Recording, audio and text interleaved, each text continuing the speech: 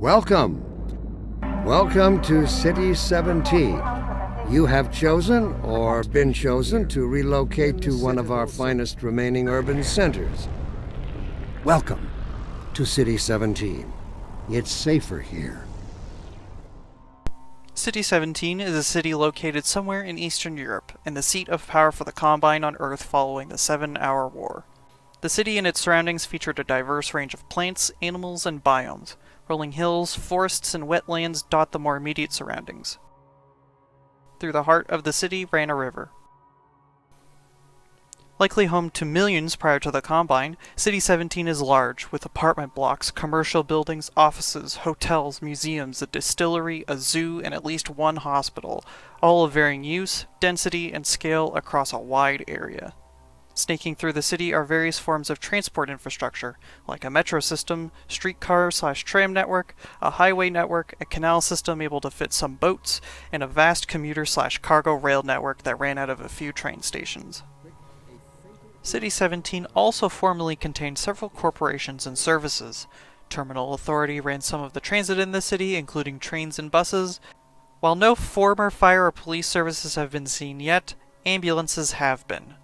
3 newspapers also circulated in the city, 2 of which were international editions of English-language papers.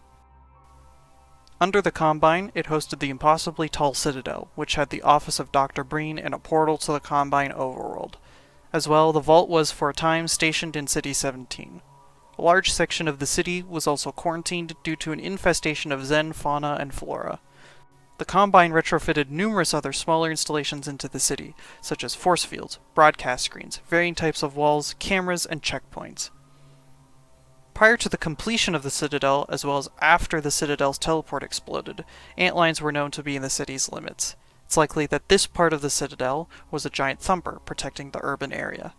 City 17 wasn't just home to humans or Zen flora and fauna, but also hosted Vortigaunts and possibly other intelligent species. And environs, by which I mean sentient residents, of course, human and otherwise.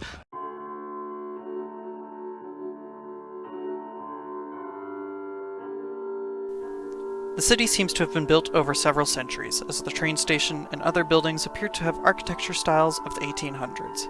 Eventually, skyscrapers and other relatively more modern buildings were built. Following the Combine's victory in the 7-Hour War, it was named City 17, and Dr. Wallace Breen chose it as his administrative hub. The quarantine zone was established and the Vault was also parked in the city. Over this time, the urban area began to fall into disrepair, with some areas being neglected more than others. The Combine began construction of the Citadel roughly 5 years prior to the uprising. Concurrently, Eli Vance and Resistance members managed to stage a heist of several mini-reactors. Following this, Alyx Vance and a group of Vortigaunts managed to bring down and destroy the Vault in the quarantine zone. All of this was aided by a network of Resistance safe houses and hideaways established within the city. 5 years later, Gordon Freeman arrived at the city's train station. City 17 was different. The Citadel was built. Raids by Combine forces were common. This is how it always starts. First the building, then the whole block. Dr. Breen had begun to broadcast his speeches, and an underground network for refugees fleeing the city had been established. Main station's right around the corner. They'll get you started on the right foot. Those fleeing the city ended up either in Ravenholm or makeshift camps along the route. Gordon attempted to take advantage of this network, but the Combine began a heavy-handed response and attempted to shut it down for good as he made his way out of the city. A day and a week later, Alyx Vance and him returned to a changed City 17. Fighting street by street, buildings not destroyed were boarded up. The uprising had begun. Alyx, Gordon, and Barney fought through the heart of the city, from the Nexus to the Citadel itself. Through the actions of Gordon and Alyx, the core of the Citadel would come under heavy duress and would be briefly stabilized. Citizens were being ferried out by train as much of the city fell into vast ruins. City 17 would be laid to waste once the Citadel finally exploded. Although mostly in ruins, and with chunks of the Citadel strewn about, it appears some buildings survived. Zen creatures began to spill out of the city, as did the Combine and Rebel fighting. City 17 is playable throughout almost the entirety of Half-Life Alyx in Episode 1. Large sections of Half-Life 2 also take place inside the city limits of City 17. Its broken remains are seen in the distance in Episode 2.